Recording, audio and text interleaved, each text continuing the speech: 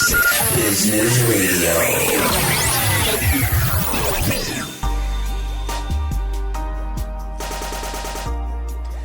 Hi friends, it's Elliot Browne here, Essex Business Radio, and I'm here with a good friend of mine, who's become a good friend of mine recently, Matt Barry from Blue Serif. How you doing, Matt? I'm very good, thanks. Thank you very much for coming in this evening. No, thanks very much for inviting me. I'm really looking forward to this. We've been talking about this for a little while, haven't we? Yeah, we have, and I think really like the idea of sort of coming on and having a chat, low-key chat with you and talking a bit more and you discovering a bit more about me and various other things. But I think the craziness of Christmas has put it sort of off for a while, and what better way to sort of put a cheer on my face for the first week back? Absolutely, great, and we're all smiling. We're a great start to 2020. We're looking forward to a very, very exciting year. I know you've got a lot of ththings planned in Blue Serif.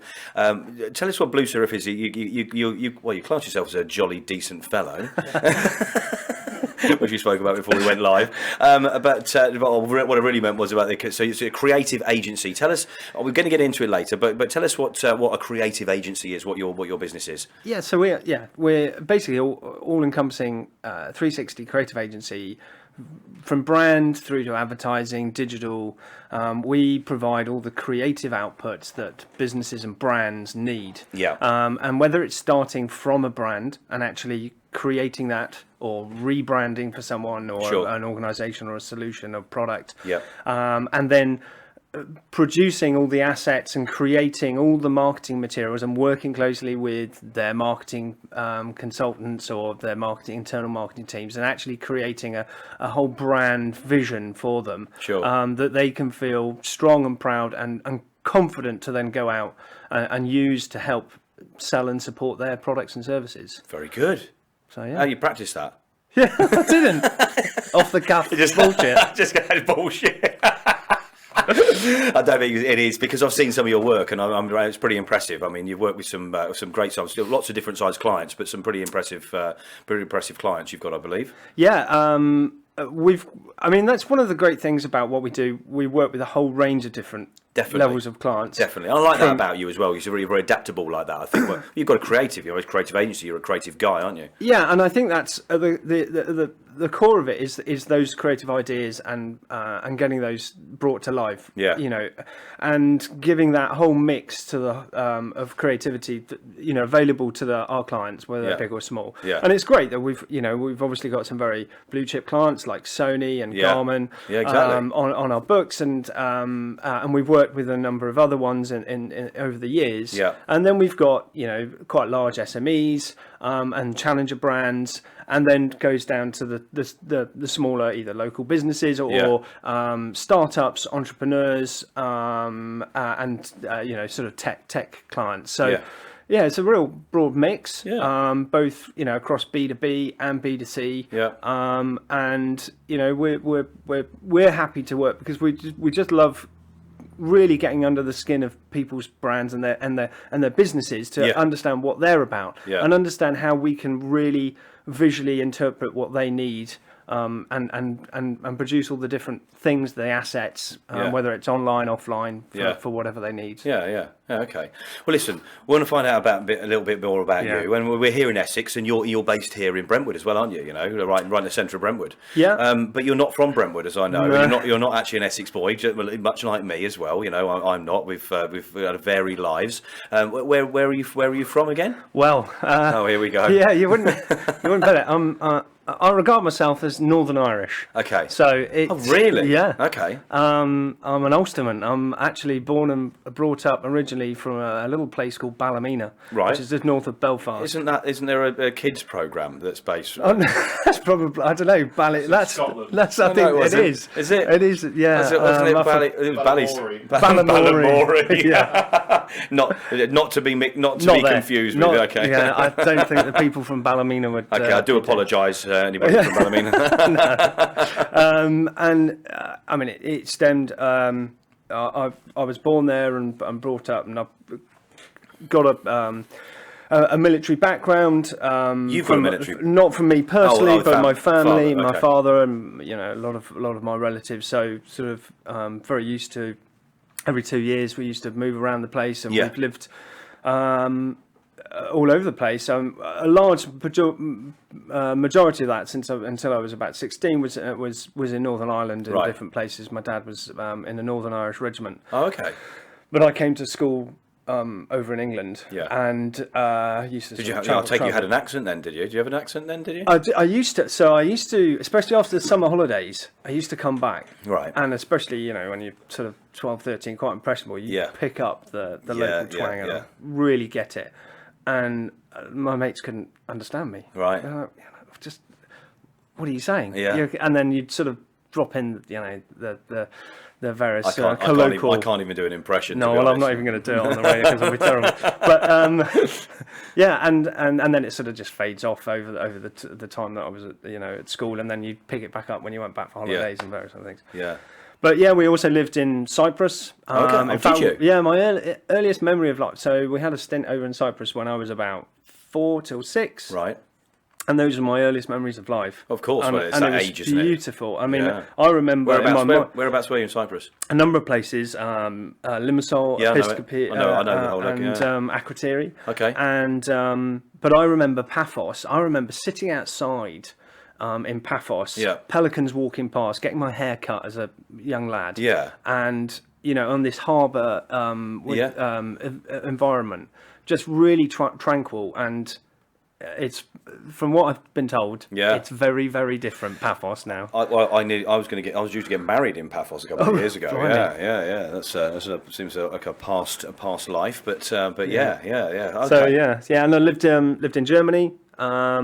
In a couple of places in Berlin and a place called Soest. And it's been great. And then Dad moved to Wiltshire. Right. We also had a stint in Yorkshire, and so travelled around a bit. So do you think that's added to a creative, sort of a slightly different, open mind and looking at things? Do you think might have added to it? Because I mean, you've chosen a very different path to, let's say, a lot of your family, haven't you? Obviously. Yeah, absolutely. I think. There's still a little bit of me that, I know, I'm proud to be British. I'm proud to be European, but there's a military bit of me just sort of beating away underneath. Is that really? In what way? I think I probably would have quite liked to have joined the forces. Really? But, I think I was better at being a creative than a soldier, and I think my parents saw that and guided me in the right direction. Right, okay. So good on them for noticing that and steering me in the right place. So, but I mean, I think probably I pick up. That's why I love to go and speak to loads of different people and experience different things. Yeah. And there's probably an element that has helped moving about, sort of opened. I think it does open your eyes to a lot of things, doesn't it? A lot of people that are brought up in one place, I do think they sort of are a little bit more sheltered, a little bit more, I mean, I think nowadays you can open your eyes to everything. It's a lot easier, it is a lot easier, and but. Yeah, it's I'm very proud of my background and very proud. I'm very privileged to have had the opportunities to live in these different places. I always still kick myself. Well, I don't kick myself, but after a long stint, so in the forces, and especially in the army, they normally give an opportunity to go to a really nice posting, and I think I can't remember the exact locations, but it was something like my dad was offered after this big long stint in Northern Ireland. He said, so MOD turned around and said, right, okay, you've got a choice. You can go to Australia, Belize, Hong Kong, or Wiltshire. And he chose Wiltshire. My sister and I were absolutely I bet you. I fuming. To Australia. Yeah. I know. Well, Belize would have been pretty damn cool as well. Yeah, and, for sure. Or the last people to be in Hong Kong before it went back to the Chinese. Yeah. But it's so we were a bit miffed by that. But they chose it because we were sort of all at GCSEs and A-level stages. So we understand. They made a lot of sacrifices for us as well. So of course. We can't complain too much, can we? So I mean, we've had conversations before, so I sort of get a bit of a history, but so everybody else knows. And so what brought you to Essex? You weren't here. You were no, Wiltshire I went to art college. I'm actually dyslexic. Okay. So my last school sort of found this out and helped me through things, and and that's where the sort of the real creative sides came out. And then Do you know what? I'm going to jump in. It's quite interesting because we've had a few people on, and it does appear that there's a link between the dyslexia and a creative side. Definitely, and also an entrepreneur side. You think about Richard Branson, and there is. I think it's the way that people can actually think outside of the box. It must be the mind works in a slightly different way. Yeah, I mean, they do when you have a dyslexia test, they also do like an IQ test, and they do all these weird and wonderful tests on you, and they judge kind of what how your reasoning is and your thinking and various other things. And generally, people with IQs, people with dyslexia have quite high IQs, and the same with like people that's with who are autistic and Asperger's. And, sure. I think it's maybe the way that we have to deal with our life, that we have to maybe think a bit outside the box, think about workarounds, think creatively. Yeah, for sure. And that's definitely helped me. But yeah, I was so we were in Wiltshire. I went to Salisbury Art College. Okay. I did 4 years there. I did 2 different courses, one effectively instead of A levels, and one instead of a degree. I was thought about going on for like a degree top up, but decided actually I got offered a job, and in our institute I just want to get in. Right. Just get working, get into a design studio, and it was in Kent. It was near Hever Castle in the middle of nowhere, in the converted barn like this. It reminds me of this actually. Right, really? Okay. And it was I worked on some great design work, and then I did about 2 years there, and really just London was where it is. That's where you want. So that was always seen as a bit of a stepping stone. So headed to London, actually worked at a .com during the boom. It was a sort of more of a sort of kind of a print and creative service that was being set up. Right. As with most .coms, it went. So when was this then? When you talk? So that was just at 2000. Okay. And and so but met some amazing people and some really, really good contacts, and then from there.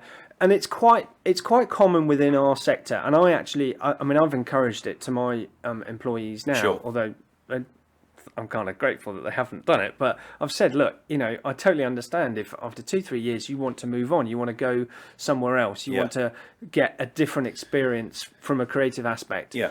So every 2-3 years I was probably moving around. Maybe that was that army 2 years thing going on, but I don't know. And I was, so I worked at ad agencies, digital agencies, marketing agencies, niche boutique design agencies. Right. Working on a whole plethora of clients, and then building that knowledge bank up as well. And trying to evolve with, the changes. So, I very much got into the digital arena. I wasn't really a programmer, but sort of, I understood the code aspects, but see how, creatively.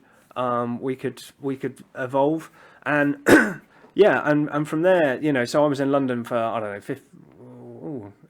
know, I'm trying to remember now, probably a good working probably about 10 years. Right. Okay. But maybe a little bit more. But I then met my wife, and she's originally from Chelmsford, and then we got married 2003. And then we moved back here 2005. Right. If I'd had my choice, I would have loved to have either gone back to Northern Ireland, but that wasn't going to happen. Right. Or Edinburgh. Edinburgh was one of my favourite city in the United Kingdom. Wow, this is different then from around here, isn't it? I suppose, really. But I've grown to love it. Yeah. I really have. Yeah. I love it around here. I've got immersed in the. So I'm a Catholic. So I take my religion quite seriously, and so I'm quite heavily involved with the Brentwood Cathedral and the community around there. Right. But also with the schools, with our local friends that we've built up, with the various sports things going on, and all these different communities and all these different groups. And I see myself here for good. For good. Yeah. Oh, good. Well, look, I'm going to find out a little bit more about you in a second. We're going to have a very short break, and we'll be back in 2.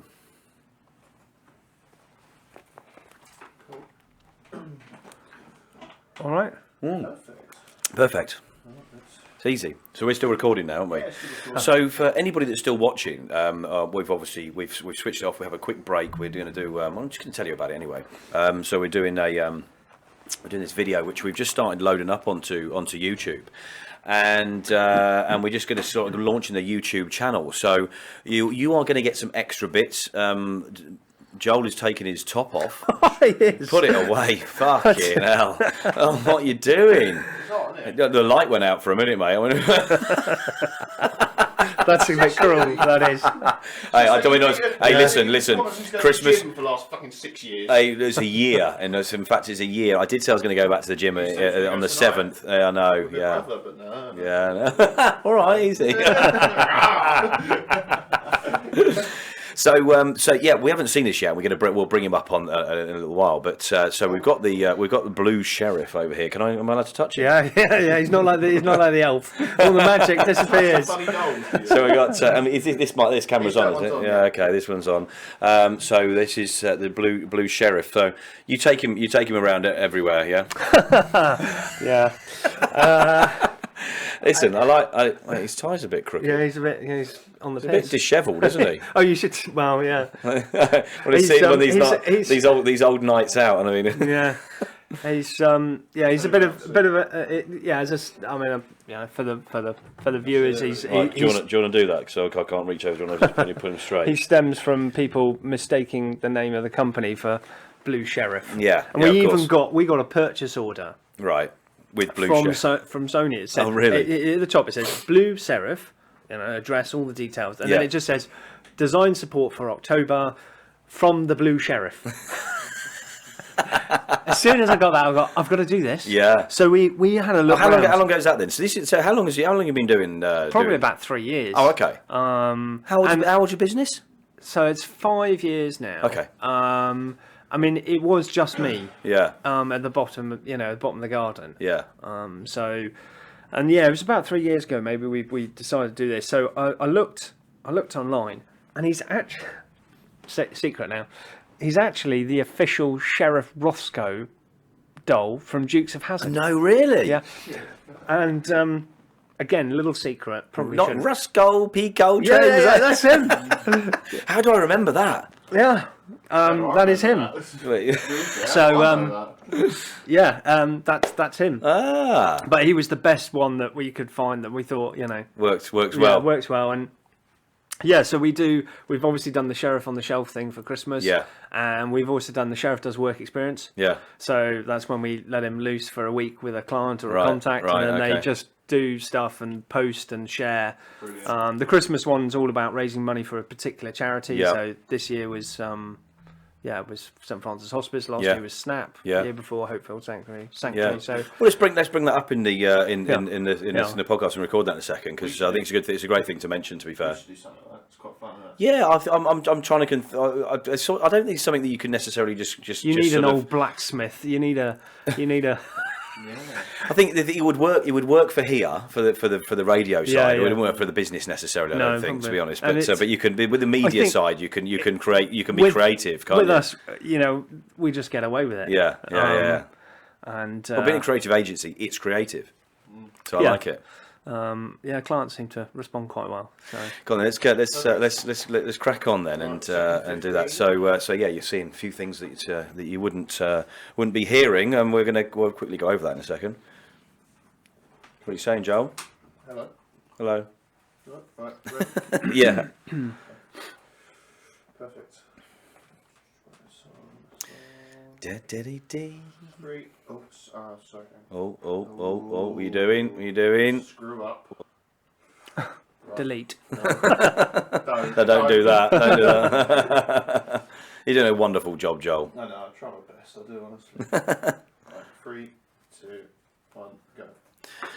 Hi, it's Elliot Browne back again. Essex Business Radio. I haven't really been gone very far, to be honest. At least you didn't strip off like John. No, I didn't know. Here with Matt Barry from Blue Sheriff, and we were talking about the Blue Sheriff. So if you're listening to this as a podcast or streaming live or whatever, then you won't see the video. But I absolutely urge you to go and check out the YouTube channel and look out for this video when it goes live, which may not be just yet. But check this out, because there's going to be some outtakes, things that you'll see that you won't have heard heard about. And we were talking in the little short break that we had there. And we take a little wee break basically, but we didn't go for a wee. Well, no, I don't think I did.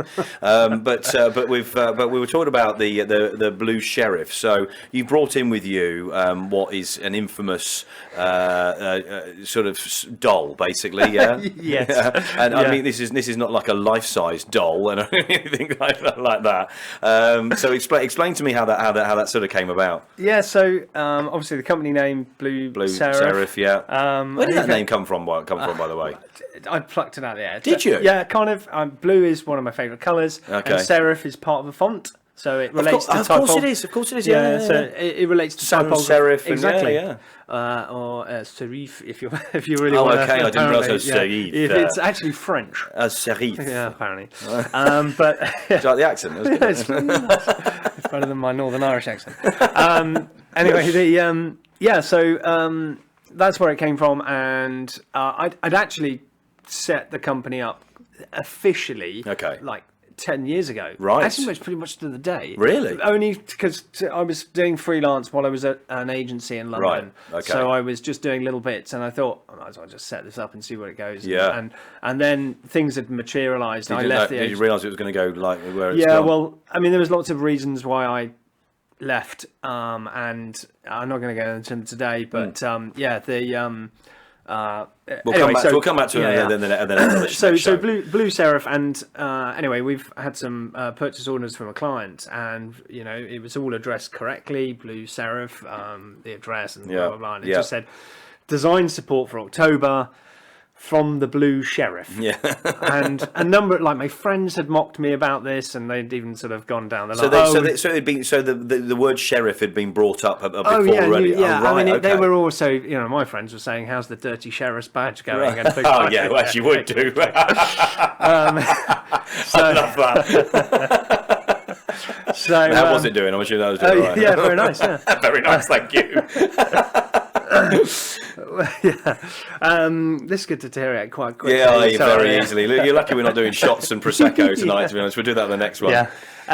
Yeah. So I thought I've got to do something with this. Yeah, it'll be a bit of a laugh. It'll be, it's the sort of thing that good creative agencies do. Yeah, in terms of it's perfect. a little bit different, and we can see where it goes. I thought we set up social media channels and on it. And so we sourced the doll from the US. Yeah, got him shipped in. Yeah, and then we've set up all the profiles. He's got his own website which feeds in his Instagram stuff. And I must admit, actually, Nick, who is our kind of office manager and social media expert internally. She actually does a lot with Emma for 24 Fingers. But she helps run our social media channels and does a great job. And she gets the tone perfectly. For his when absolutely. I've seen the posts. I mean, some of the stuff over Christmas, obviously, the weekend stuff, it's normally down to me. And I'm half drunk on a mid-December Friday, Saturday night. And Nick's texts me, "Don't forget the sheriff." And oh God, I've got to do something. I've forgotten to do something, or now I've got to try and think on my feet. And a bit like, so people don't know, a bit like the elf on the shelf type situation, sort of. At Christmas we do a campaign. Instead of giving cards out to clients, and presents and things like that, we used to do that. We thought, no, we just want to give money to charity, but we want to do something for it. We want to just hand over a check. And we also want to raise, because you're creative, you see. But we also wanted to raise, help raise the profile of that charity as well. So I thought, well, why don't we do, instead of elf on the shelf, we do sheriff on the shelf. So every day we do something different. And he was doing all sorts this year, and he was in a hair salon and getting in trouble there, and he was obviously out on various trips. I think last year was probably had some really good trips. So one of our friends happened to get a bit of a jolly up to Anfield on a private jet. Very nice. Good client of his, and. So we could do some clients like that. And I said, "Can I go instead of the charity?" We've got photos of him. I'll sit there with a hat on. We've got photos of him in this private jet. Oh, nice. And so he gets about better than you. And he was sitting. I think he was sitting like 2 or 3 seats away from Kenny Dalglish, and also who was Alex Ferguson was. Oh, there. Really? Wow. And I said, honestly, that would have been. I would have paid you. Yeah. Just to get some photos. Yeah. He did have. So we had. I think it was last year. This isn't part of the Sheriff on the Shelf, but. Last year, Bob Mortimer and Vic. not Vic Reeves. They're doing the gone fishing. Oh, what's his name? Paul Whitehouse. That's it. Right, okay. They were in our office. Right. So they were doing something with one of the other businesses in our building. Yeah. And they were there. Like, there was this TV crew. We thought, oh, it's, Towie, they've come to have a Botox or something. Yeah. But Yeah. not from a creative Not agency. from you. That's a sideline. So we went out and I literally bumped into Bob Mortimer, yeah. Bob Mortimer. And he's a silly guy, isn't he? And I had to rush out because I had to do something with my daughters. Yeah. And I texted Nick and credit her. She picked up the Sheriff, and we got photos of him. Oh, really? With them. I haven't seen that. I have to check that back. It's a bit of a laugh. We've raised £609 this Christmas. Congratulations for St Francis Hospice. We could always raise more, but. We're really pleased. It's a good way of doing it. Absolutely. Congratulations. Well done on that. Well, thank you. Oh, it's not me. It's the Sheriff. Yes, it's very true. Well, congratulations. Man of many words. Yeah, absolutely.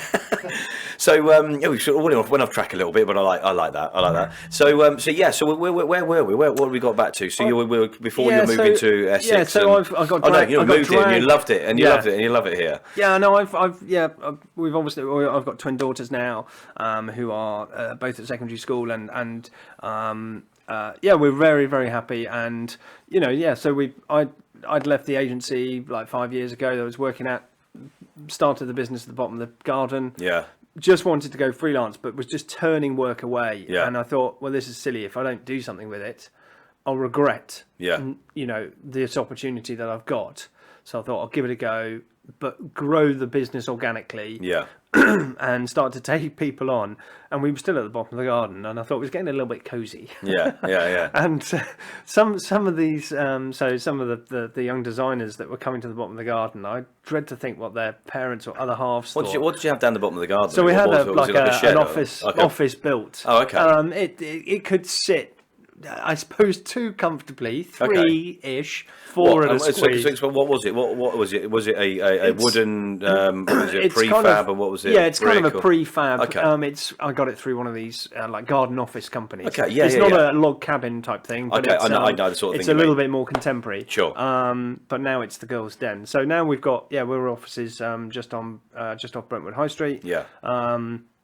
We've just moved into a little bit more space there because the team's expanded a bit. So it's good positive. We said at the beginning, great positive start to the to the year. Some great stuff. I mean, for a lot of people, I mean, and we had this conversation before the show, but for a lot of people, the whole.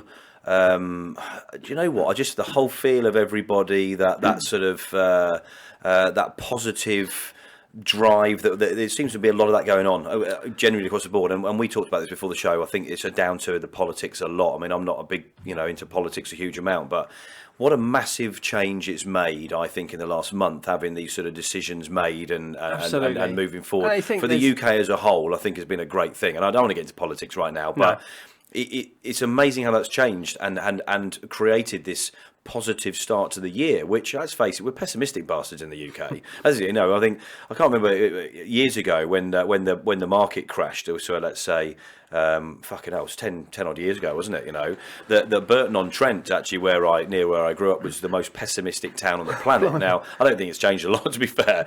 I love you, Burton. I don't want to alienate anybody, but we are quite a pessimistic sort of. The British are a little bit pessimistic like that, but it's a totally different feel right now, isn't it? From a month or so ago. It certainly seems that way, and I think speaking to a couple of our contacts just even today, and we've had some really good conversations with clients that have had to sort of knock back work activities at the end of last year. Yeah, it seems like green lights on. Let's go. Yeah, I know there's decisions still to be made. There's still things going, but everyone can kind of move on whichever way you kind of voted. The sensible thing is democracy's democracy. Yeah. Now we've got to work together. Now we've got to go. Yeah. And we've just been in this limbo for a couple of years, and properly limbo. Yeah. At least, I mean, whether you like it or not, at least a decision's made, and you can start fucking moving forward. Exactly. Yeah. And I think, there is probably an element of of the back end of the crash that happened, as 10 plus years ago. Yeah. People have been more cautious, built up their careers. I imagine there's a lot of people thinking there's an opportunity for me to get into a particular market or whatever. Yeah. We're finding more people actually leaving their sort of long-term sort of corporate big company jobs to actually go and start something new. There is. Because they want to take control. Though. Yeah, take control of their own destiny and be their own bosses. And for us as a brand and creative agency, perfect. Bring it on. Absolutely perfect. Yeah, and I think you're absolutely right. The opportunities are much. There's never been a better time to start a business, I don't think, because it's easy to get out. But at the same time, it's very difficult. You've got to make a noise, and obviously utilising, somebody like yourself, a business like yours, means that you can have the ability to get yourself out there, put yourself in front of other people that maybe aren't making as much noise. Am I right or wrong in saying that? I think you're absolutely right, and I think yes, there is a lot everywhere. There's a heavy marketplace, and it's only in very. And I don't want to say your horrible word, niche, but it's only in certain sectors that,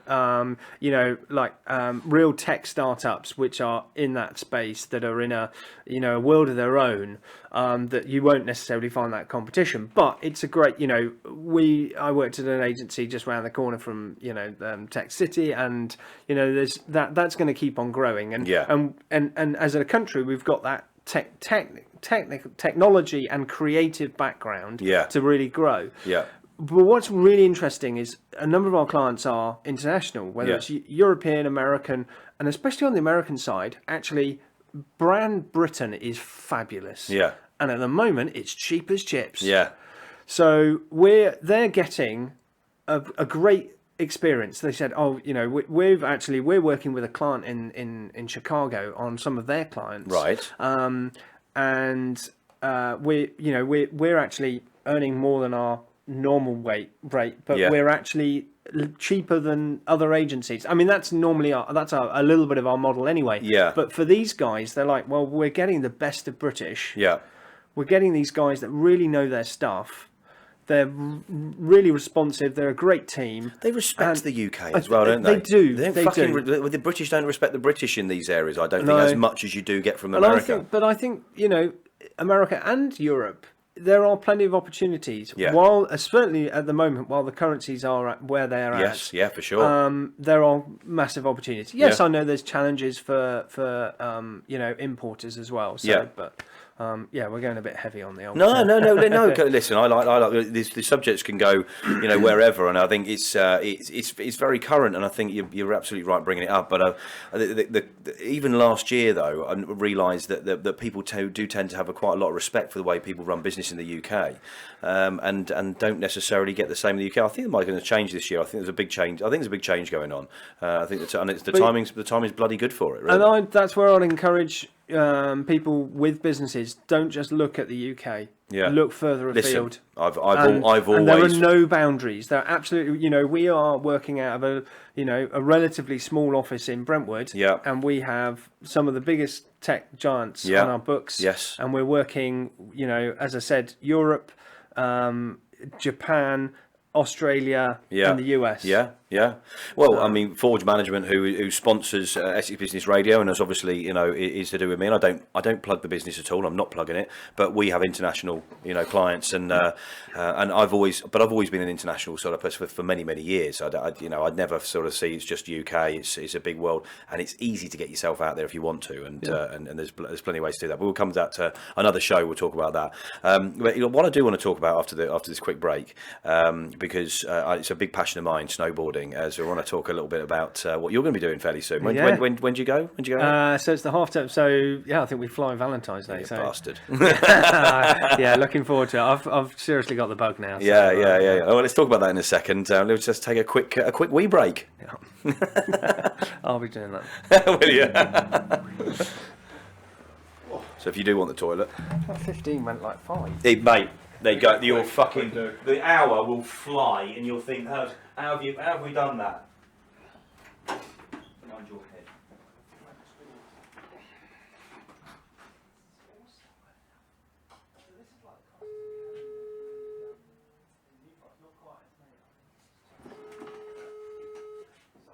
No, not at all. Basically,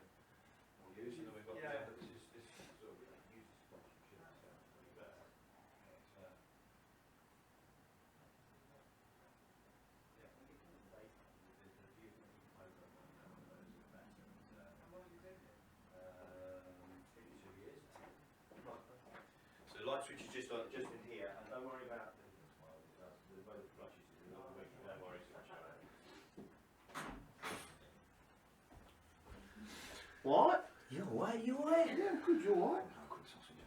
I was literally just about to say, I bet you're well hungry.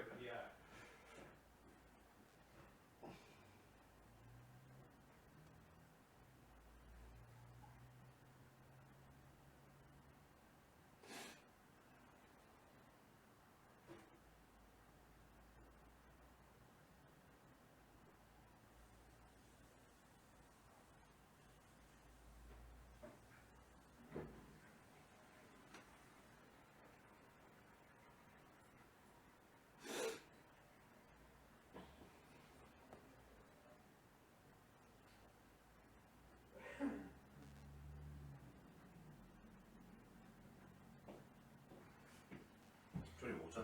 No, mate. You should need to start drinking water. I've had a glass. You actually genuinely do, because you don't drink anywhere near enough. And I know it sounds like a silly thing, but you'll be surprised how your concentration is better with. Yeah.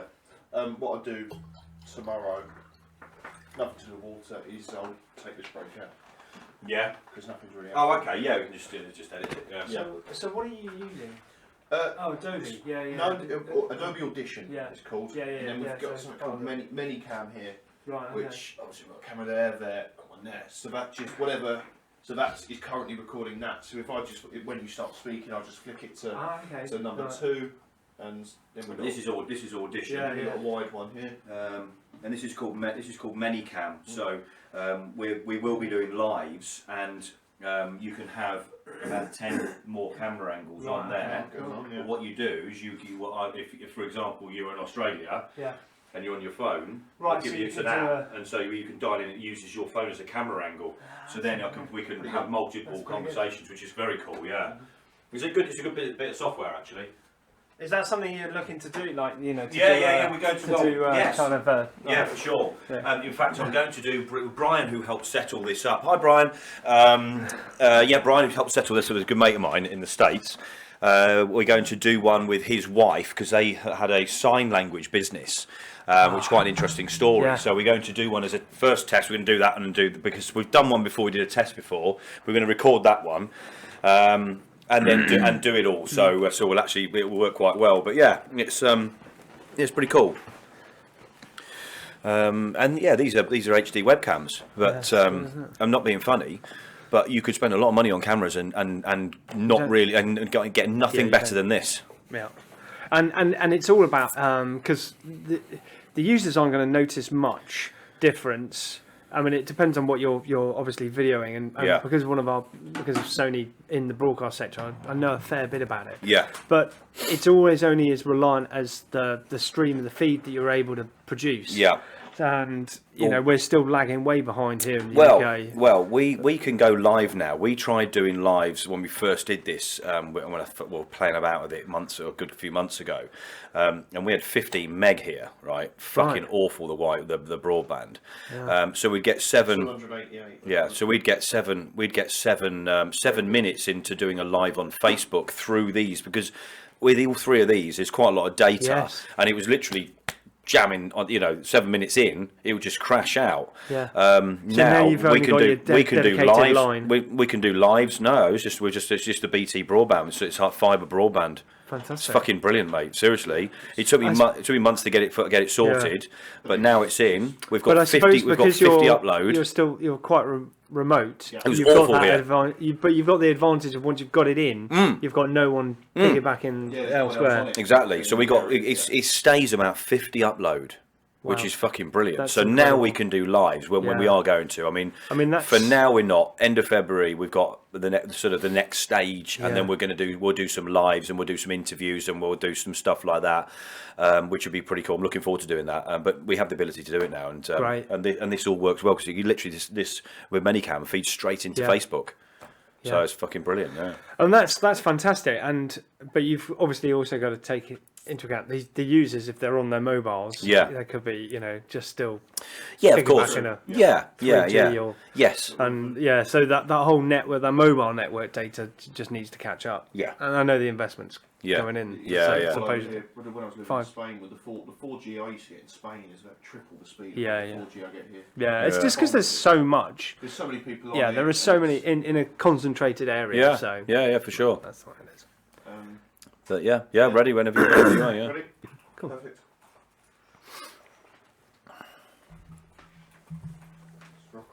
Rock and roll.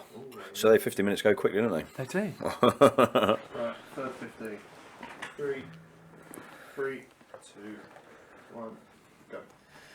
Hi again, Essex Business Radio, here with Elliot Browne. That's fucking wrong, isn't it? But it doesn't matter. I mean, you could just say hello to Essex. Hello. Hi, Essex. Oh, and hi, the world. Yeah. Here with Matt Barry from Blue Serif, still having a chat with us. So, Joe, I want to talk to you about because when I asked you what you were doing holiday-wise recently, you said you were going to go skiing, snowboarding, or you were going and doing like an ice board, and you said you were going to go on what did you call it? Snow bike. Snow bike. I think. So I was considering the snow bike was the tracks and things like that. Yeah, like big fat wheels. Yeah. But more importantly, and tell us about that in a second. But do you mind talking about why you sort of chose a snow bike over doing snowboarding and skiing? Because did you like skiing and snowboarding back in the day? I mean, I did like skiing, but as I said, I wasn't very good at it. Yeah. I learnt late, kind of early 20s. Yeah. But when I was a teenager, I played a lot of rugby, played a lot of cricket, and just basically ruined my knee. Right. And to cut a long story short, I had the whole of my meniscus cartilage taken out. Oof. And but I don't know what it is, but it sounds horrible. It's just like, well, quite often footballers, and other sports, the meniscus cartilage tears, right, and then they go in and then sort of like trim it off. And apparently now you can even stitch it and stuff. But now, mate. So what had happened was it had started to come away and it was locking into my knee. Right. And it happened once, and I've realised that actually if I just whacked my knee, like straightened it quite quickly, it would sort itself out. Right. I'd have a little bit of a spasm. Not that's right. But as a 16-year-old. I was really into my rugby, really into my cricket, and I didn't want to miss a match. Right. I'd already missed some seasons. I've got there's something wrong with my other knee, but it doesn't affect me now. Right. I'm just crippled, basically. But it's a bit of a mess, really, isn't it? Exactly. It went from a back to God, don't tempt fate. So I had ruined it. I was stupid, but. And then it kept on locking. I kept on ruining it more. And when it got to the point where I was in spasms, I remember I'd actually gone in. I'd bowled. I'd actually bowled. A guy called out in the slips, and I was down on the ground. Right. Teammates all running around, congratulating everyone, going, "Where the hell's Matt? Where the hell's Matt?" Right. I'm down on the wicket, in agony, and I just couldn't do anything. And anyway, they got it eventually sorted out, and it was the whole cartilage had come away. Wow. So they removed that, and the surgeon said, the consultant said, "Well, that's it. No more contact sports." Oh, really? I was gutted, and no more fast bowling. Right. And it was hard to take, but it didn't say anything about running. Okay. So I took up running, right? And run a marathon and done other half marathons. What, I did the London Marathon. Really? How long did you do? I was 97. I was pretty young. I was about 19, I think. So and in a good time. I mean, how were your knees while you were doing that? And they were all right, actually. I mean, I still had youth on my side. Yeah. So, and I kept that going and did, I really got into like the mud runs and things and all of those. Okay. And then basically it's just caught up on me. Yeah. And it was about 4 years ago, the consultant said, "Yeah, okay, you've really done it now. You fucked your knees." Yeah. He took more stuff out. He tied it up, and he basically said, "You've got quite bad arthritis." Right. And he actually took arthritic bone off. Wow. He'd actually said, "Yeah, over time you're going to start to limp." And my wife, depressingly, straight after Christmas, "Yeah, you're walking funny now." Great, what? excellent. What? So I'm dragging my leg behind me. What now? Yeah, apparently I am. Are you? Yeah, so I'm waiting for a knee replacement, basically. Right. But going back to the skiing, so I really wanted the girls to ski. My wife. So he does like, I'm limping, but do you know what? Fuck it. I'll go, every time they tell us I can't do something, I'm going to go and try something else. So yeah, why don't we just get on the snow? That's where we were before, thinking outside of the box. Yeah, absolutely. Got to find something else. So I mean, I've been skiing a couple of times with the missus, and I was a calamity on the skis, but I loved it. Yeah. And she's just so graceful. Yeah. And a very good skier. And anyway, the girls have really taken to it. They love it. And after a few seasons, and I used to walk around on the piste and meet up with them, and I was getting to the end of one particular week, I was getting a bit depressed. They were all sending all these WhatsApps of what a great time, and all the banter at the end of the day. When, you should have seen him do that. It's hilarious. And I'm like, I'm not part of this. Yeah. I had major FOMO. Yeah. And anyway, I was coming down one of the ski lifts, and at the bottom they had like this. It looked like a bike, but instead of wheels, it had skis. Yeah. And I also inquired about like the sit-on ones, and they said no, you can't use those. You're not invalid enough. Oh, not invalid enough. I'm not being funny, but it sounds like you're fucking pretty close to it. So I was just going to chop my legs off. Yeah. Keep limping, and they'll let you on them. I quite fancied giving that a go. The sit-down skis. Yeah. And I'd seen them on the piste, but anyway, I hadn't seen this bike thing, and they said, "Oh yeah, they gave me a little bit of a tuition, and they let me out on loose on the piste with it." Yeah. And I was a bit wary, but it was the end of the week, and I gave it a go, and I thought, "Oh, this is brilliant, fantastic," and I could really see the potential. Yeah. So I hired it for the whole week for the next season. Yeah. And got a tuition. So there's a young Austrian lad. Everyone's sort of looking around. Who's this absolute numpty? Yeah. He looks a bit special. Going around on the slopes. Yeah. I have to be honest with you. You probably do look a bit special on it. Yeah. So so now I'm out on the slopes with the family. And you've got yourself one, did you say? Well, before the show. So you've in Austria, they it's quite a big thing in Austria. Yeah. Or more common anyway. Yeah. And you can hire them. But we're going to Verbier this year with my brother-in-law and his family, they don't. You can't hire them. Right. And the British Association is basically out of someone's garage in Hayling Island. Yeah. So I went down, paid them a visit, and he was showing me some second-hand stuff. Right. And I said, well, I might as well just buy it. Yeah. Let's buy it, because I love it. My knees, even if I get a knee replacement, really, I've invested so much time in this. Yeah. I'm not going to go back. Yeah. This is my thing. Yeah. Okay. And I'm not going to go back to skiing, because I was awful at it. I'm much better. If you found your strength. Yeah. And and it's great, and it means that my knees. It still takes a hell of a pounding, but it's a lot better for it compared to skiing. So, for anybody who doesn't know what this is like, I mean, you've literally got sort of there's two skis. Yeah, no, so actually, it was actually 4 skis. So it's 4 skis, but you've got 2 on the bike. Yeah. So instead of what were the wheels. Yeah. And then 2 little kind of trick skis. Yeah. On your feet. And the bike that we've got, it's a Brenta is the make. Right. And this Austrian guy had invented it, and it's getting bigger now. In the US, they've got another brand called Snow Go, and where you actually, it's almost like a trike. Right. And you stand on the back. Right.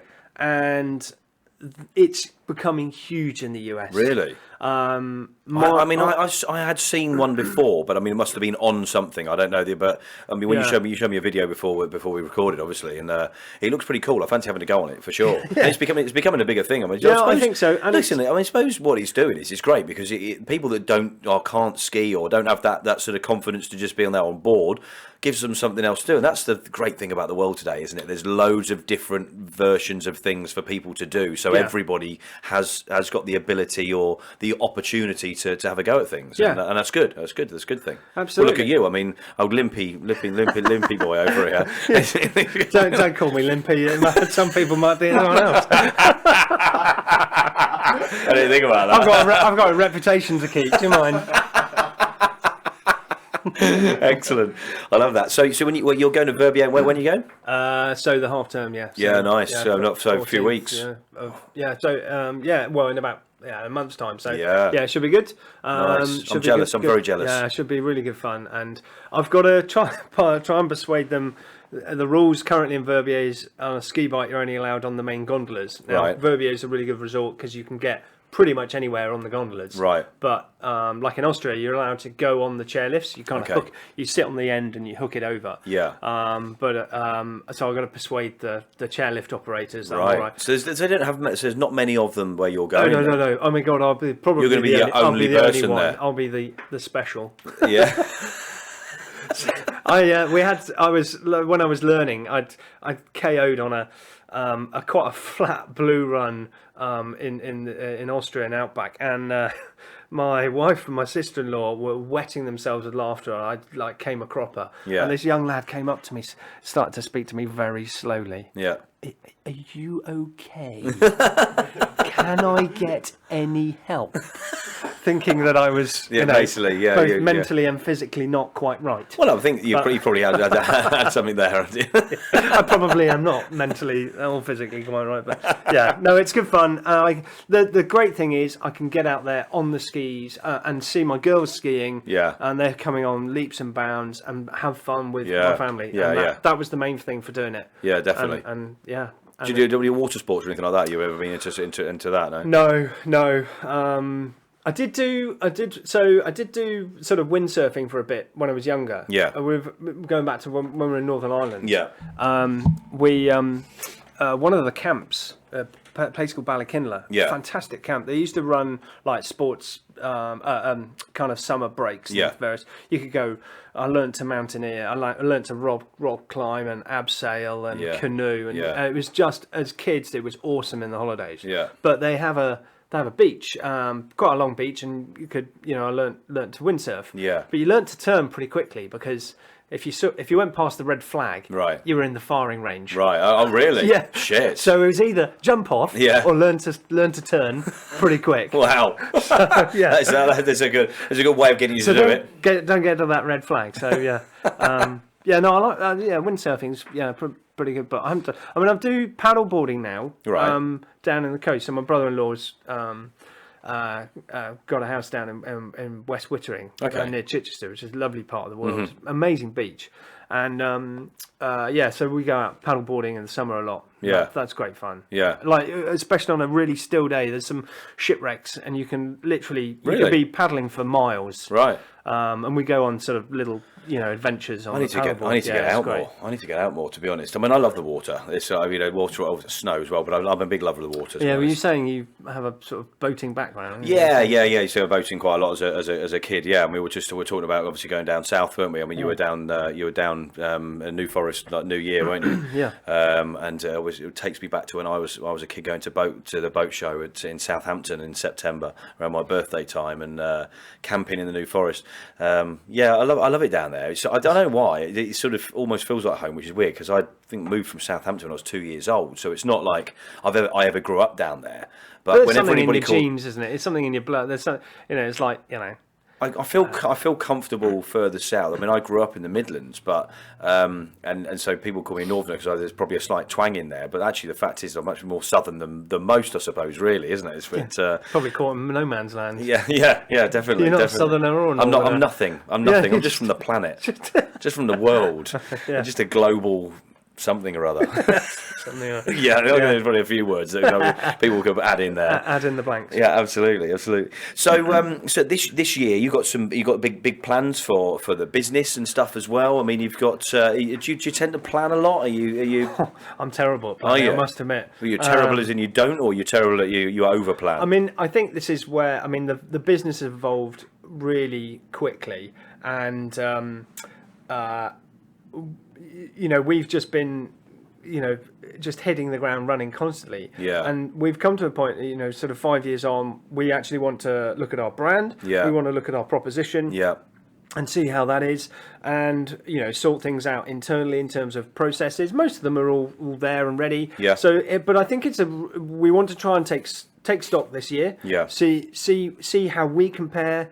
See what the clients think. See what the next 5 years brings. Yeah. And how what are we targeting in terms of the type of businesses, but also looking at the different areas. We've expanded the skill set internally. Definitely. Of the staff.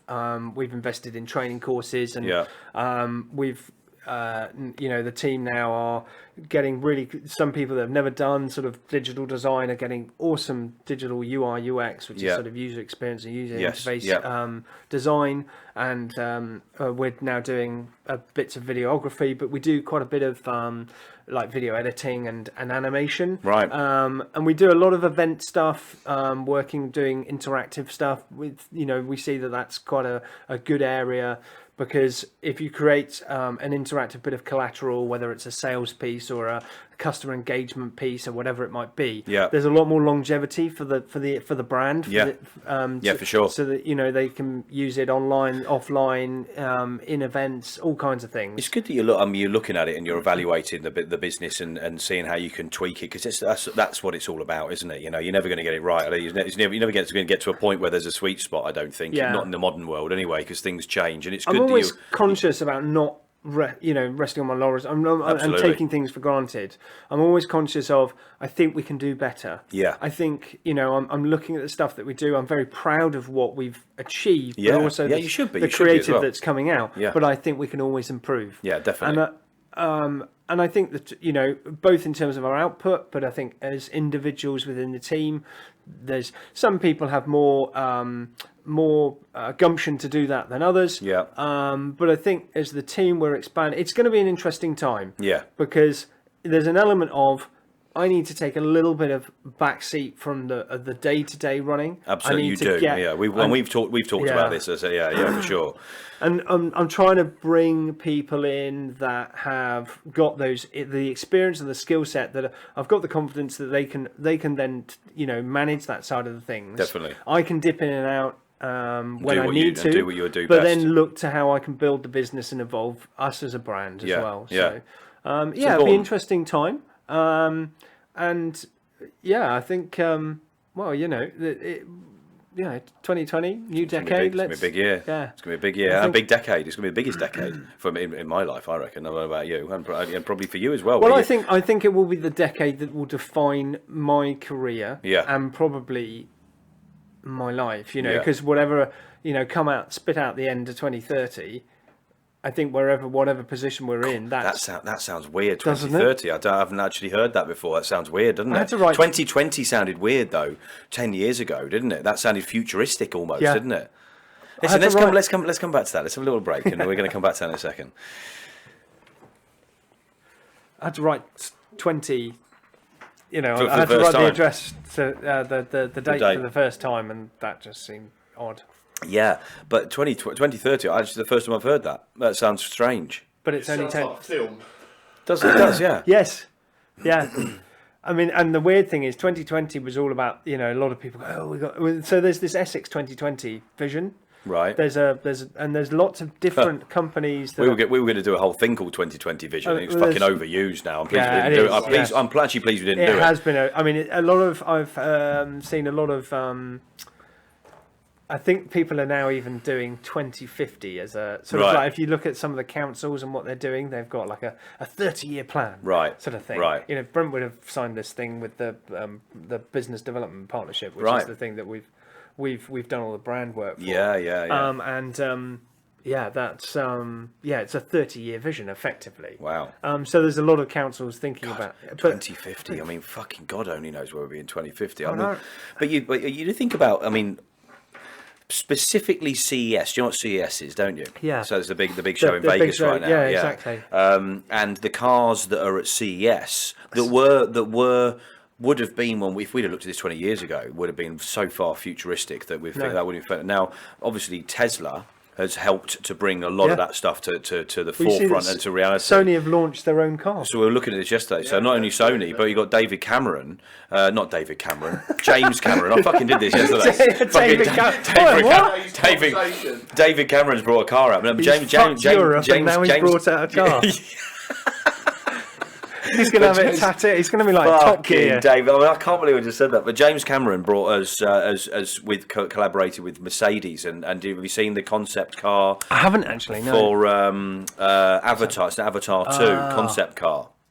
But I'm not being funny. What years ago would have been a concept car being driven on electric? Actually, that's not that conceptual anymore because it's a drivable vehicle, and you can understand why somebody like Sony would bring something like that out because. the technology Well, is, a lot of the technology is there. It's not like you're not an engineer coming up with a fucking engine anymore, is it? No, you know? well, this is interesting about the business side. So we work with Sony Professional. We don't work on the consumer side, and they take a lot of their core photography. We talked about this, didn't we, when I met you maybe a couple of months ago? Yeah. So really interesting, actually. We were talking about this a couple of months ago after I met you, and you'd spoken about the goal line thing. Yeah. So you got VAR. That's it. Yeah. So I mean, that was probably their best acquisition was Hawkeye. Yeah. Massively. Do you remember we talking about that, Joel? Sorry, Hawkeye. Rings a bell. Yeah. Yeah, Don't fucking remember anything. No, No, fuck off. Yeah. Just looking at porn. Oh, is he? What's going on? Well, if you think about Sony, their core products, you go, right, okay, if I think about Sony, it's kind of music, vision, cameras, printers. Well, I mean, the printers obviously on the consumer side of, and gaming now. I mean, you've got, but they're using all of those aspects within the professional environment. So now, for example, in the medical environment, you have a training facility. Move that over a little bit. That's right. You have a training facility that has for student doctors, VR headsets. Yeah.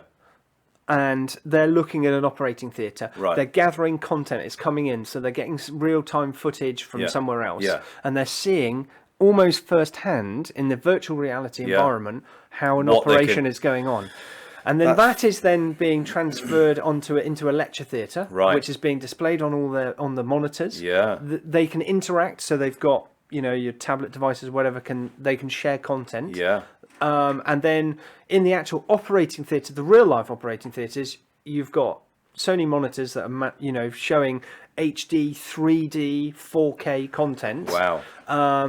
So surgeons can be there, not looking at the patient, with tools in the patient. Yeah. And they're on this massive screen. And then all the system, they bought this new system called Nucleus, which delivers all the content all over the hospital. Yeah. But all the cameras that are used, that's Sony. Yeah. The recorders that are recording all of that data. So that's Sony. But you don't realise this stuff, to be honest, do you? You don't realise quite. You just tend to think of it as an entertainment company, really, don't you? Really. So they've used a lot of those technologies in the professional environment. Yeah. So the gaming side, I mean, it was the VR and stuff. So what came first? The sort of the commercial uses, or the gaming uses, or was it just the gaming?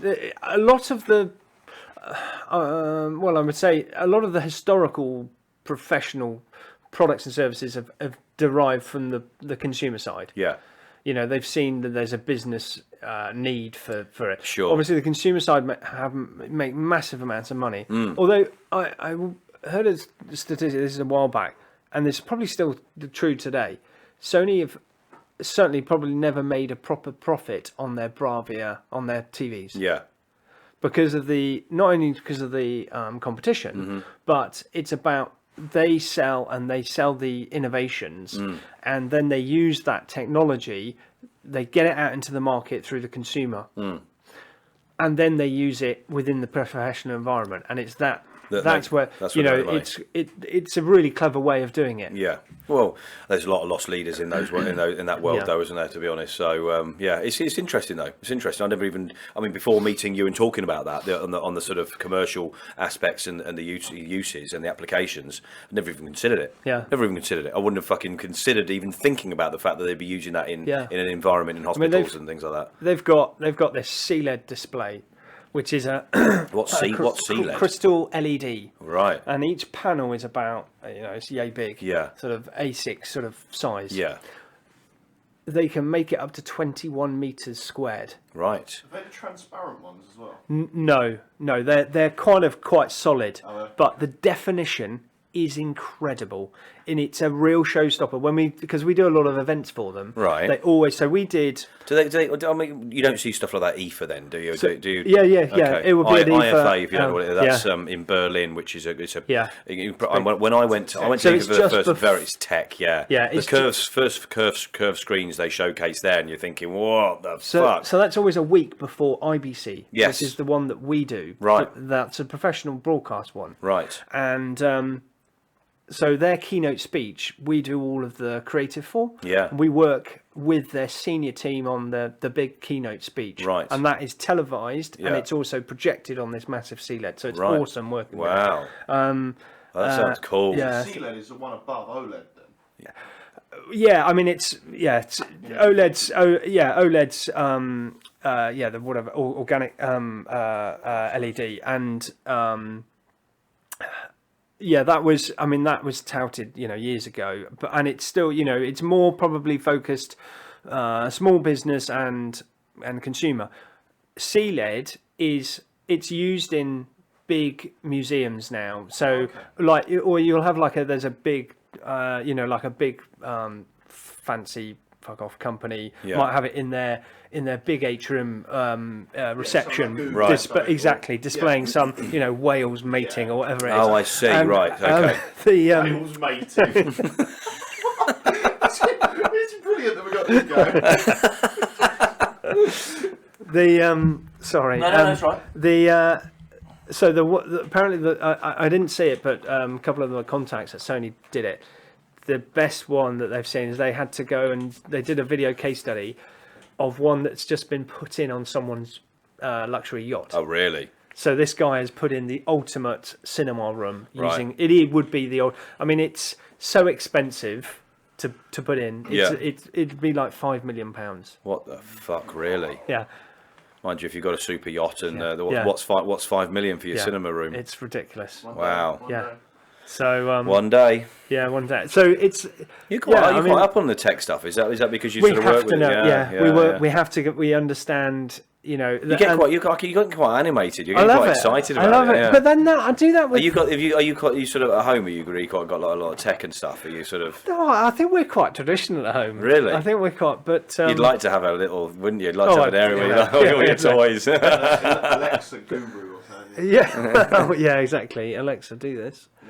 I'll just shut up. Or, I must admit, we've got echoes in pretty much every room. Have you really? Yeah, and we've hooked those all up so that we can call each other. Really?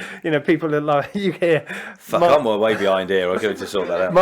My kids have got the echoes, the little ones. Yeah. So we've got the taller one with a nice speaker in the living room, and you can link them all up.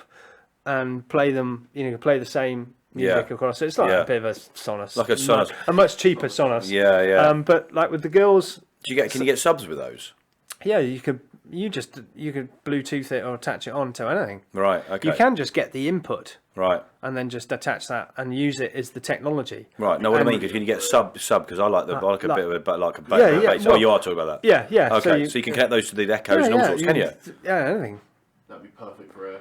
And then you could, there's probably loads of apps being developed for Echo and for Alexa. There's so much going on now, isn't there? I mean, we do sitting around the dining room table. We'll go, Alexa, let's play trivia quiz. Right. And you're all just playing, and it's Alexa, what's the weather like tomorrow, or And you actually use it like that, do you? Yeah, do you? And.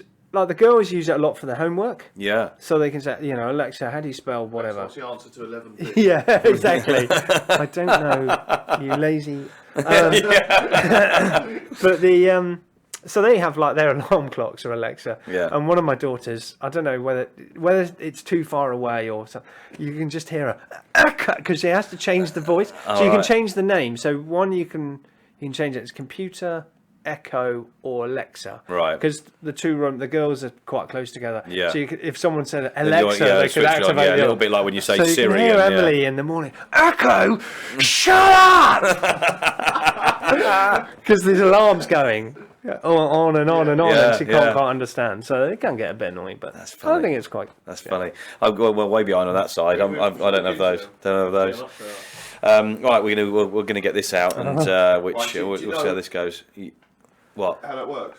Yeah. I've played Cards Against Humanity. Yeah. So this is. I've normally played it on a drunken. Well, group. yeah. I mean, it's ultimately. We played it skiing. Oh, that was hilarious. How'd you hold the cards? Oh yeah. How'd you hold the cards? You were doing that. So going down the slope. Yeah, exactly. Yeah. Do you? Yeah.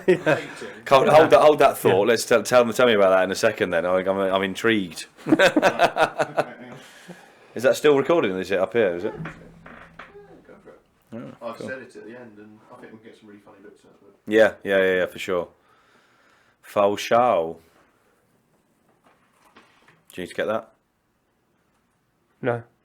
Sorry, I was just checking.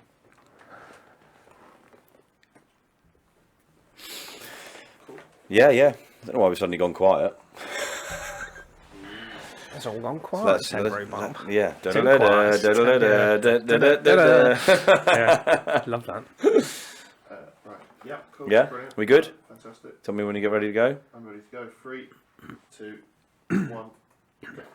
How quickly does this time go doing these? It gets quicker each time. It's too much bullshit. We're probably on 15-minute breaks, I think, to be honest. I think the break. Yeah. So if you're listening to this on a podcast or whatever, then you need to check out the video because there's going to be some good outtakes from this. We've had an interesting chat outside of this sort of show. So we've got to the Cards Against Humanity time. We're just going to go straight in with this. You know how to play this. Yeah.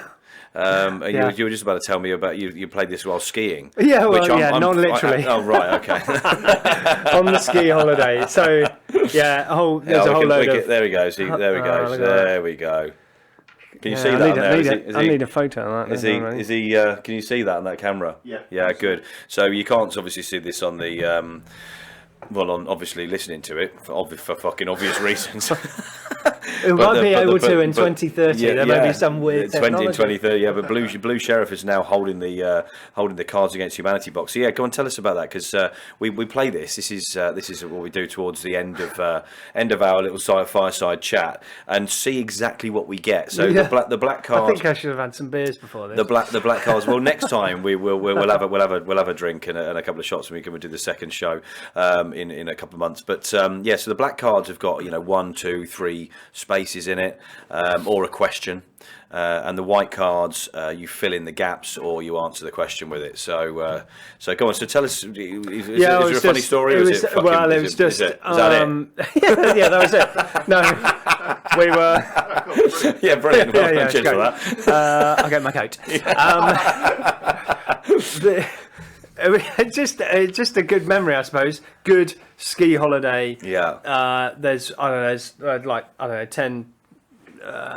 No, maybe not 10 families. There's probably 8 families. Right. Kids are all that's too many. That's too many fucking people in one go. They put us. It was a lovely hotel we stayed in Alpeg, and they put us in our own dining room, thankfully. Right. And we had this big long table. Yeah. All the kids have obviously gone to bed now. Yeah. And we got Cards Against Humanity out. Yeah. And I was wetting myself with laughter, almost to the point I just couldn't even.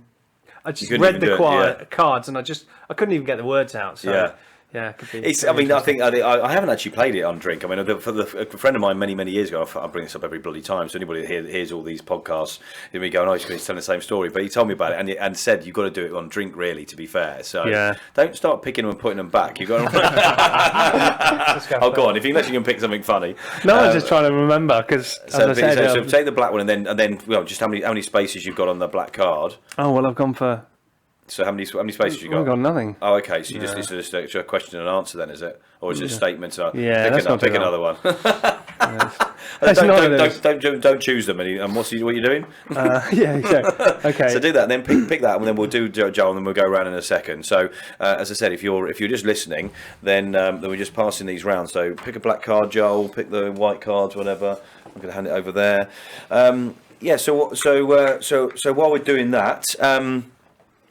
So we were saying about sort of plans for this year. It sounds like we've got a pretty exciting year ahead, and lots going on. But in the little break we were talking about the tech side of things, you're fucking right up on your tech, aren't you? That's I think there's still a hell of a lot out there that I don't know, but I mean, I think with a lot of our tech clients, you have to say who you work with. So we, well, you've done it on the video, so one of our main clients is Sony Professional. So it's not the consumer side that most people are aware of, but the professional side, and a lot of the technology, a lot of the solutions that are available that Sony have innovated, have then been brought over into that professional environment. Yeah, and I didn't realise quite how much until we were sort of talking in that break, and we can go into that another time because it's pretty interesting, but big stuff, on the commercial side. I mean. Don't consider it. A lot of people will know what we spoke about a minute ago, which is VAR then? I mean, that was one of their acquisitions, so it's not a core. So it wasn't theirs. It's not a core. What did you say it's called? Not Skyhawk. So it's Hawkeye is the business. I think they bought about 10 years ago. Probably the best purchase they've ever done.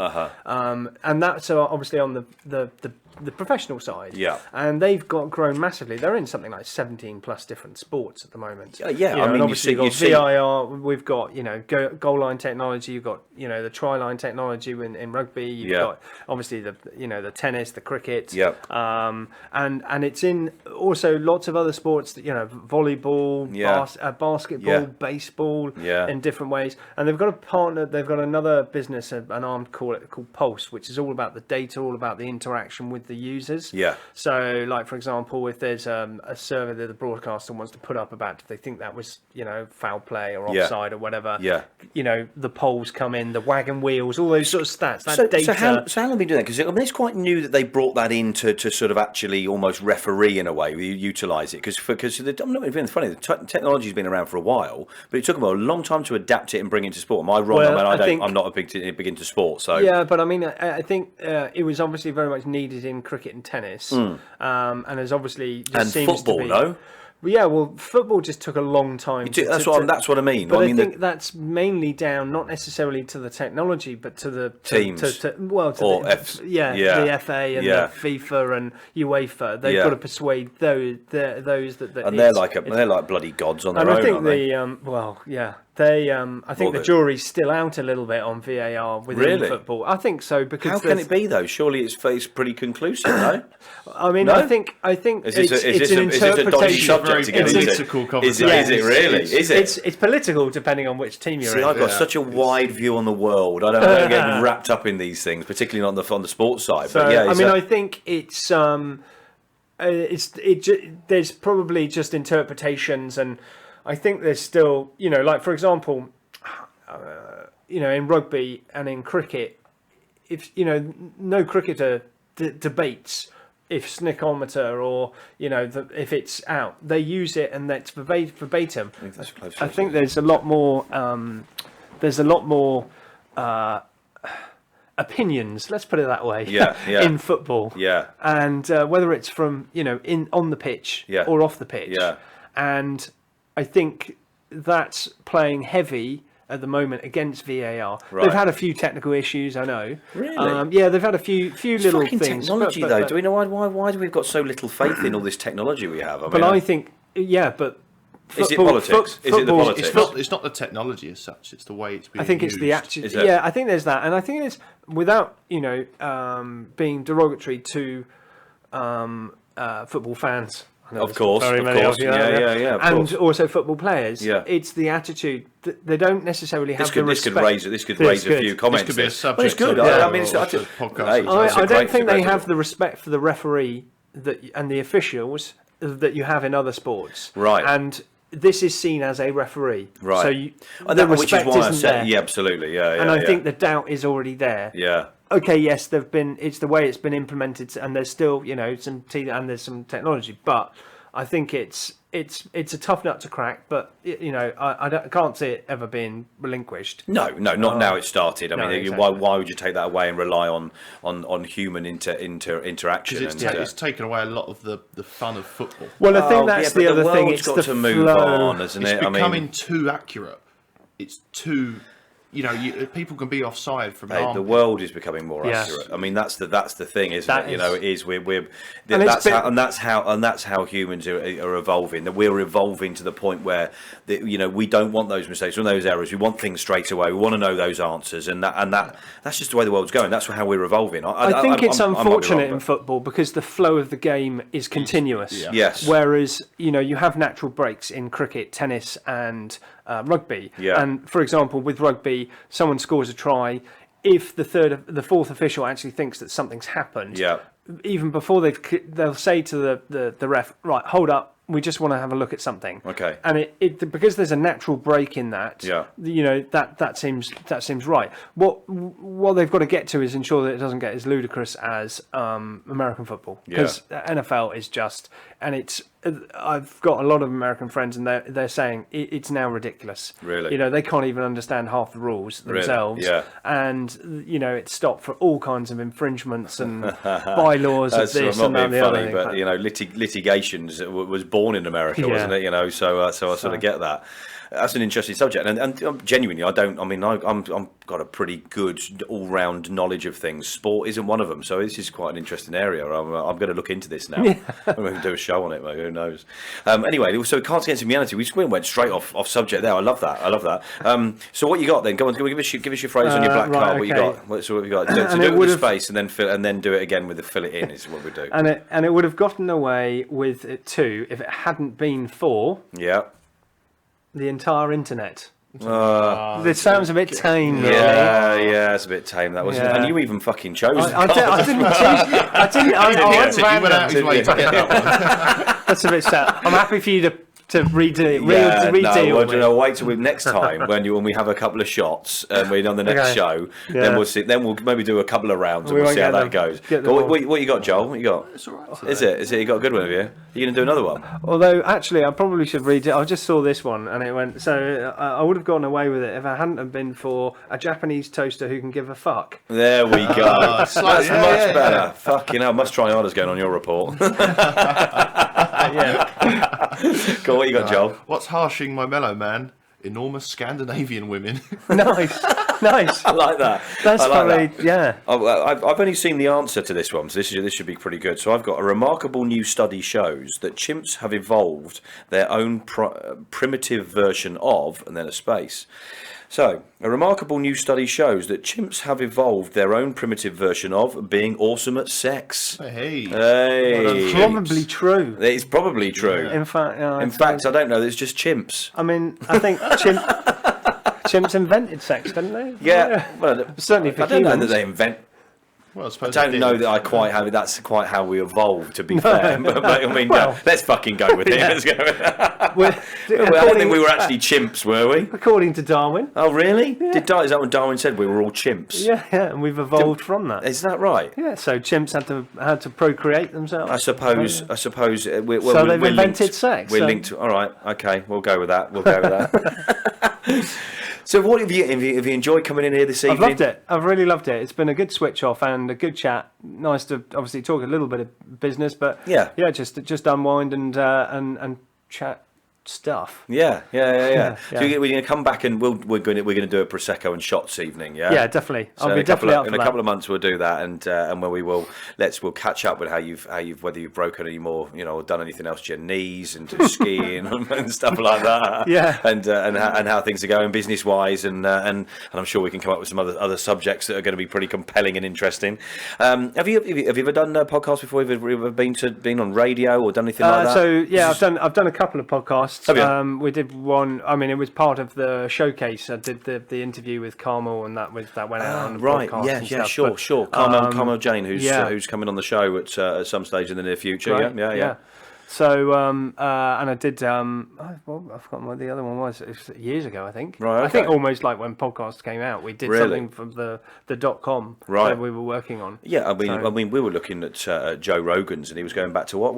When did you say? Started in 2000. 2000, yeah. I mean, so I didn't realise we went back that far. I was listening to I've been listening to house music for years on podcasts, but I didn't realise there was quite the sort of the thing going on with the sort of chats and stuff like that. I think they've reinvented themselves very much over the last couple of years. Yeah, 2-3 years. America's really made that happen, Yeah. I think, and it's starting to grow over here quite a lot now, isn't it? Well, it's almost like you're moving away from mainstream into this sort of on-demand nature. Yeah. It shows with Netflix and Amazon and all those other services. For sure. Why not with sound and music and talk? So you can.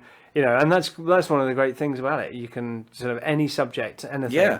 Well, listen. I mean, we started doing this as a little bit of a fun and an idea, and it sort of grew. And in the last month or so, as we were talking about this before the show, it's taken up. It's starting to take its own, get traction, and it's surprising how many people want to listen to it and things like that, which is great. Obviously, that's the whole point of doing it, I suppose.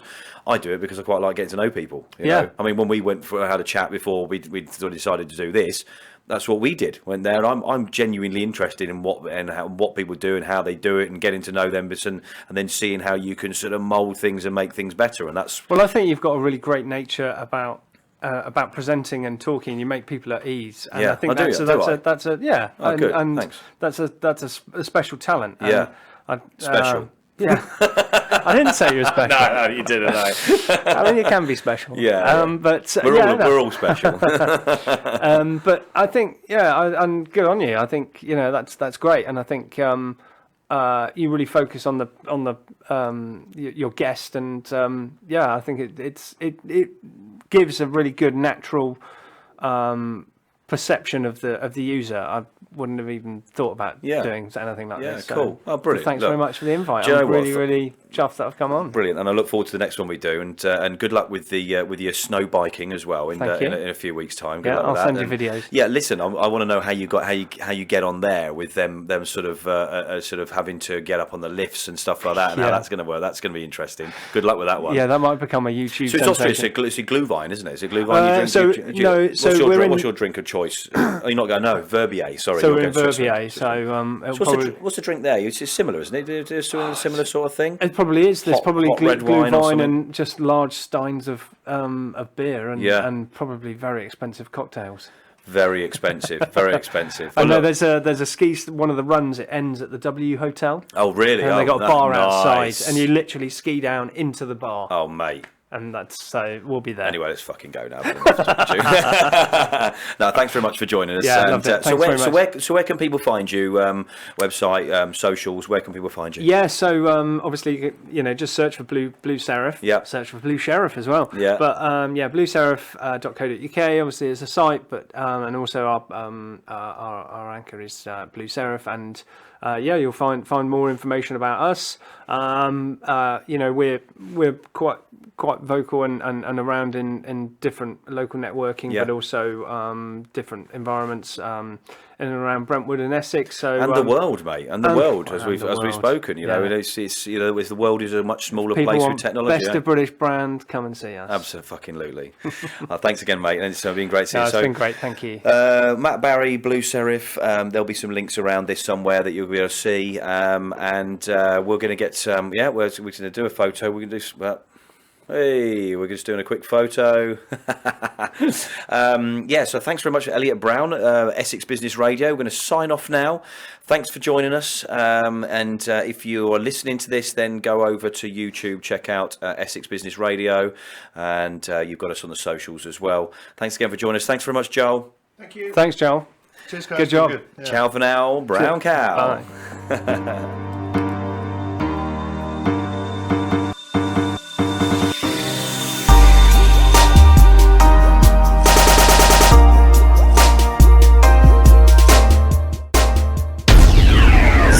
Listening to Essex Business Radio with your host, Elliot Browne.